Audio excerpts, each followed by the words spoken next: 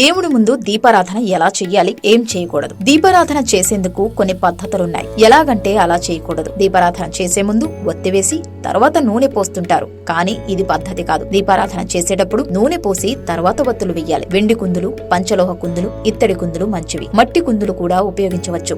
Steel కుందుల్లో దీపారాధన చేయకూడదు. కుందులను రోజు శుభ్రంగా కడిగిన తర్వాతే ఉపయోగించాలి. అంతేకాని శుభ్రపరచకుండా ఒత్తులను మార్చడం పద్ధతి కాదు. కార్తీక మాసం పర్వదినాలలో దీపారాధన చేసే భక్తులు అవకాశం ఉంటే రాగి ప్రమిదలు నిర్వహిస్తే చాలా మంచిది. సర్వరోగాలు, దోషాలు పరిపూర్ణంగా నశిస్తాయి. కుందుని ఒక పళ్ళెంలో కాని తమలపాకు మీద కాని పెట్టాలి.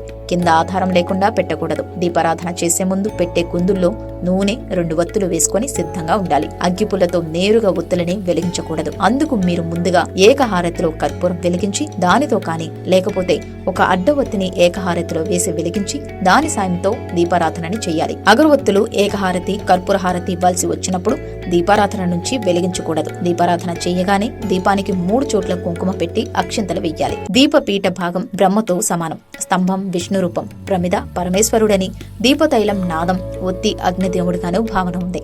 వెలుగు శక్తి స్వరూపం. ఒక వత్తి దీపాన్ని చేయరాదు. ఏక ఒత్తి అశుభ సందర్భంలో మాత్రమే వెలిగిస్తారు. అమ్మవారి ముందు బియ్యం పోసి దాని మీద వెండి కుందిలో దీపారాధన చేసి తెల్ల కలువ పూలతో దీపాన్ని అలంకరించి పూజ చేస్తే తెలివితేటలు, మేధస్సు పెరిగి సాత్విక మార్గంలో సంపాదన పెరుగుతుంది. తులసి కోట ముందు మట్టి ప్రమిదలో దీపారాధన చేస్తే ఇంట్లోకి దుష్టశక్తులు రావని విశ్వాసం. దీపారాధనలో ఆవు నెయ్యి శ్రీ మహాలక్ష్మికి, నువ్వుల నూనె శ్రీ మహావిష్ణువు, శ్రీ సుబ్రహ్మణ్య స్వామి, కొబ్బరి నూనె శ్రీ మహాగణపతికి ముఖ్యమని చెబుతుంటారు.